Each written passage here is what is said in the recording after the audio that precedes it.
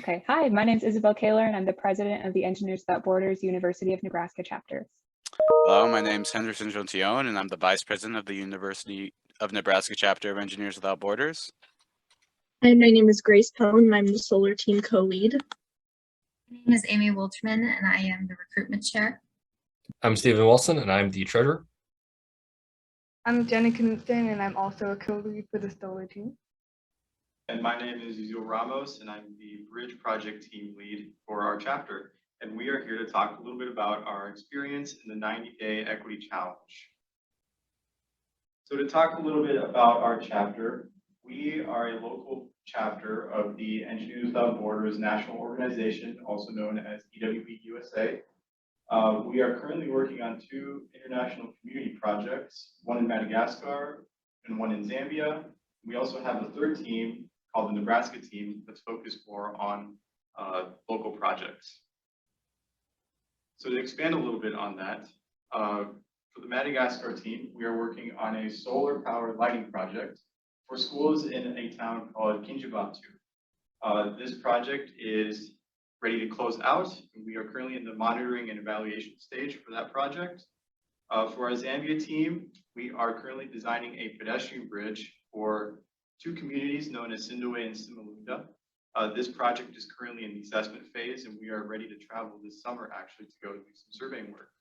And then for the Nebraska team, they really are our fundraising backbone of the chapter. They schedule many service events throughout the year, such as our biannual stream cleanup, as well as several fundraising events, such as our mini golf fundraiser that we actually had just last weekend. So one of the big issues that we've been facing in the past couple of years has been we've been noticing that our recruitment and retention numbers have been dropping through the years. Most notably, we've been finding that both our population of engineering majors and our non-engineering majors members have been declining, and that gradual decrease in diversity of major and emphasis and background has been very worrisome. Part of our work requires us to have a broad base of members. So seeing that problem become worse and worse over the years has been something of a concern to us. All right, so our steps taken to go toward these problems were essentially a diversity and inclusion committee was created at the beginning of the challenge to basically approach these problems. This committee essentially had representatives from each of our project teams to essentially encompass the entire chapter on these issues.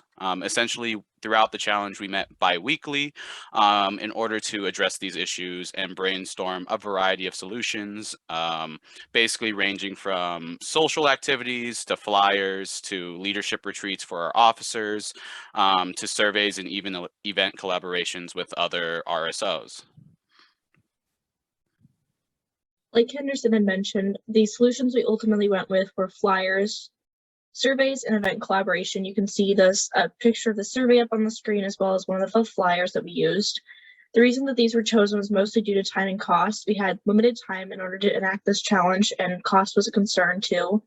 But another thing that we really got to talking about was our future plans. We thought about doing crash course videos to further include members, especially right at the beginning of the semester, to help them feel more included, doing joint team meetings, incorporating more of the culture from the countries that we're working in into the meetings, and have more of an introduction to our travel teams. The survey taught us that we are somewhat diverse in some aspects, but not others. We have about a 2 to 3 male to female ratio, which is really good for engineering also. But we don't have very many non-engineering majors, which we would like to improve upon. We have a couple of international students. We would like to invite even more and create a better space for them. And we're a little over 50% white, but of those who are not white, we're pretty diverse. And we learned from people that most people who join want to provide a service for the world or work on their skills. We learned that we're good at organization and bringing people together, but we can work on interaction in between project teams, as well as retention of new members. And from the diversity event, The results of that is we got a really good turnout. With mostly seniors leading the discussion, but we got to talk about things that we don't normally talk about, which includes stereotypes and how they affect other people. We talked about stereotypes and how they can be true, but they fail to describe people accurately because they don't capture the whole picture. Since not many people who attended were in minority groups, we talked a lot about how we can be good allies and speak up for others. We consider both of these a success because we learned a lot about what we've done well and what we can work on. And we also got more comfortable with each other and learned a lot from each other. In the future, we will keep implementing these solutions. We will keep using the survey, and we hope to have a diversity event every year in collaboration with you.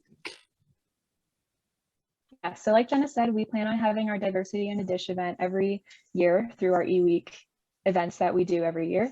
Our Engineering Student Advisory Board does events through eWeek that involves all of the engineering student organizations, and we would love to involve everybody else with that event too. We would also like to develop some more streamlined and accessible onboarding resources to better welcome our new members year-round. So if somebody wants to join in the spring, they have a good resource as well.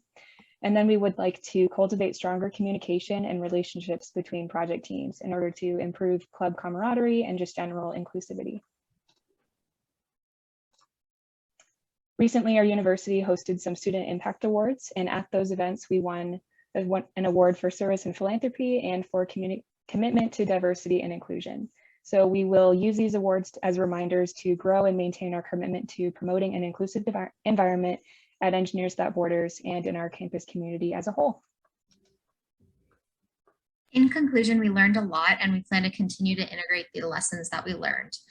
We will continue to hold these events such as Diversity in a Dish to better ourselves and the community around us. We would like to thank you all for listening to our presentation.